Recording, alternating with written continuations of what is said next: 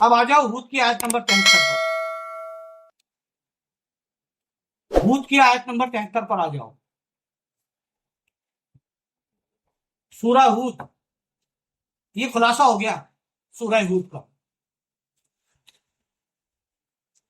یہ سورہ ہود کا خلاصہ ہو گیا. قالوا اتجعلون من امر اللہ رحمت اللہ وبرکاتہ علیکم اہل البیت انہ حمید مجید. چلیے میں پھر سے پڑھتا ہوں. اللہم ہؤلاء آل محمد واجعل لی صلاتک وبرکاتک علیہم انک حمید مجید. اب میں سورہ ہود کی آیت نمبر 73 پڑھ رہا ہوں. رحمت اللہ وبرکاتہ علیکم اہل البیت انہ حمید مجید.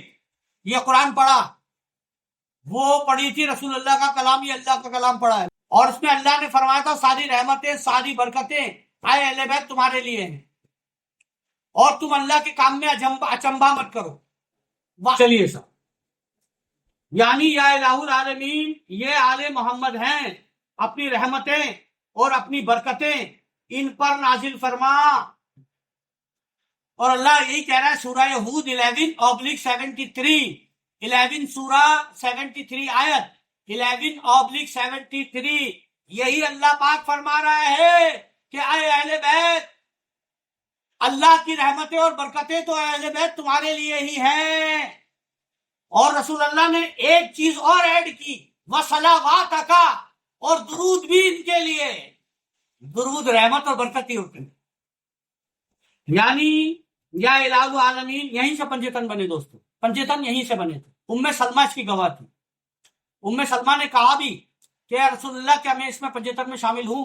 آپ نے فرمایا ام سلمہ تم اپنے مقام پر صحیح ہو، وہیں کھڑی رہو، چادر میں مت آنا. آپ سے پوچھا گیا اہل بیت کون ہیں؟ تو آپ نے فرمایا علی، فاطمہ، حسن، حسین اور ان کی اولاد جو قیامت تک آئے گی. یعنی یا الہ العالمین یا آل محمد ہیں، اپنی رحمتیں اور برکتیں ان پہ نازل فرما. بے شک تو سب صفات اور بزرگی کا مالک ہے.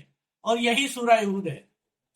اس روایت میں یہ بھی ہے کہ حضرت ام سلمہ جو حضرت صلی اللہ علیہ وسلم کے حرم محترم تھی، یعنی آپ کی بیوی تھی، انہوں نے اس عبا کا ایک کونا اٹھایا. حضرت ام سلمہ نے اس چادر کا ایک کونا پکڑا اور اٹھایا، چاہا کہ وہ بھی اس کے نیچے ہو جائے اور اپنے آپ کو ان سے متصل کر لیں، ان کے ساتھ بیٹھ جائے پنجتن کے ساتھ.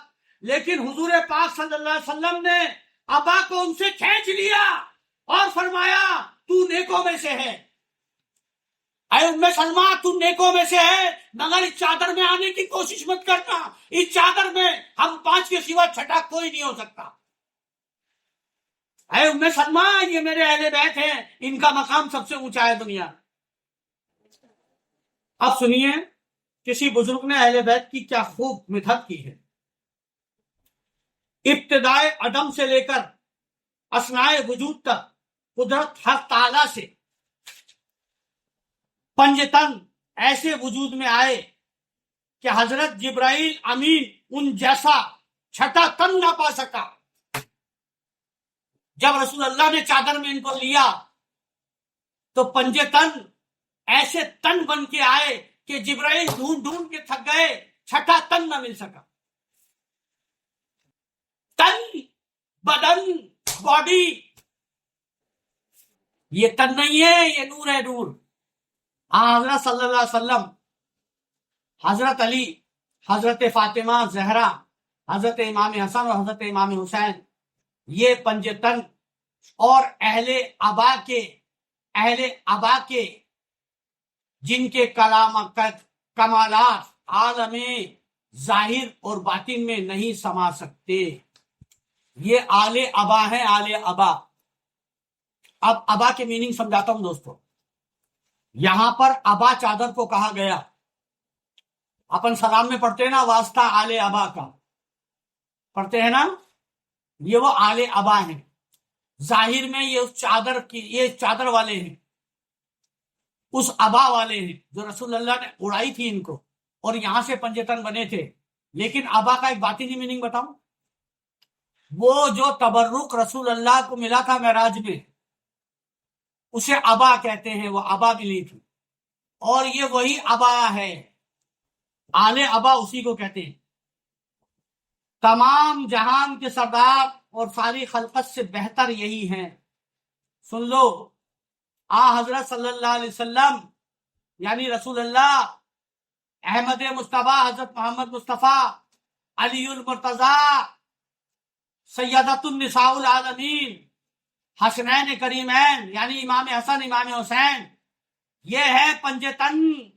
اور اہل ابا کے جن کے کلامات، جن کے کمالات عالم ظاہر اور باطن میں نہیں سما سکتے. یہ جو پنجتن ہے ان کے جو کمالات ہیں، ان کے کمالات عالم ظاہر اور باطن میں سما نہیں سکتے، ایڈجسٹ نہیں ہو سکتے، آ نہیں سکتے، کل عالم میں نہیں آ سکتے. ان کے کمالات تمام جہاں کے سردار ہیں یہ، اور ساری خلقت سے بہتر یہی. Whole of creation of God, ان میں بیسٹ کریشن پنجتن پاک. کتاب فصوص الآداب میں خلیفہ شیخ سیف الدین باخرزی نے اسی گلی میں سیاہ کو، جو کالی چادر تھی، اسی کالی چادر کو جو حضرت صلی اللہ علیہ وسلم نے حضرت علی کرم اللہ وجہہ کو پہنائی، خرقہ کی سند قرار دیا ہے. یہ جو ابا، یہی ابا رسول اللہ نے حضرت علی کو پہنائی تھی اور اس کو خرقے کی سند قرار دیا تھا کہ یہ خرقے کا پروف ہے، سند ہے، یعنی میرے بعد علی ہے. جیسے اللہ ہر نبی کو پہناتا تھا اور کہتا تھا یہ میرا نبی ہے، اس طرح رسول اللہ نے اللہ کی سنت ادا کی. جہاں جبریل نے پہنائی اس کو تو نبی مان لیا، اور جہاں محمد نے پہنائی اس کو علی کیوں نہیں مانا. کتاب فصوص الآداب میں خلیفہ شیخ سیف الدین باخرزی، بہت بڑی ہستی ہے سیف الدین باخرزی، ان کا حج پہیش میں کئی بار نام آیا ہے. حضرت باخرزی رضی اللہ تعالیٰ عنہ نے اسی گلی میں سیاہ کو یعنی کالی چادر کو جو حضرت صلی اللہ علیہ وسلم نے علی کرم اللہ وجہ کو کریم کو پہنائی، خرقہ کی سند قرار دیا ہے رسول اللہ نے کہ یہ خرقے کا پروف ہے. اب حضرت باخرزی لکھتے ہیں کہ حضرت شیخ نجم الدین کبریٰ رضی اللہ تعالیٰ عنہ نے صحیح روایت سے منقول کیا ہے، صحیح روایت سے لکھا ہے کہ اصلی خرقہ یہی ابا تھی، اصلی خرقہ یہی ابا تھی جو معراج میں ملی تھی، اصلی خرقہ یہی ابا تھی جو حضرت صلی اللہ علیہ وسلم نے حضرت علی کو، جو حضرت رسول اللہ سے آپ لکھ رہے ہیں، نجم الدین کبریٰ صحیح روایت سے نقل کر رہے ہیں، یعنی روایت سے نقل کر رہے ہیں کسی صحابی کی، کہ اصلی خرقہ یہی ابا تھی جو حضرت صلی اللہ علیہ وسلم سے حضرت علی کو ملی.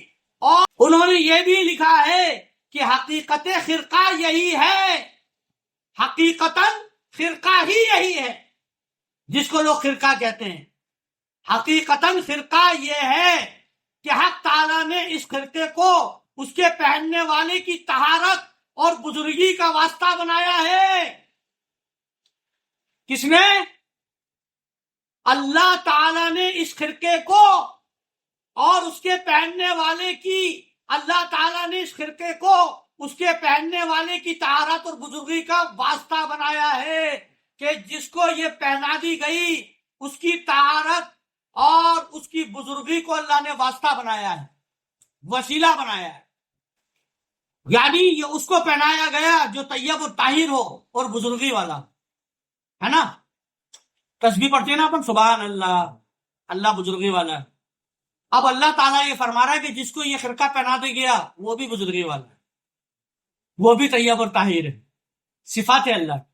بس رسول اللہ صلی اللہ علیہ وسلم نے نبوت و ولایت کے حقائق، اسرار کو خرقہ میں دولیت فرمایا، یعنی نبوت اور ولایت کے جو راز تھے وہ اس خرقے میں ڈال دیے، اس خرقے میں بھر دیے، پرو دیے، اور پھر وہ خرقہ حضرت علی کرم اللہ وجہ کریم کو پہنایا.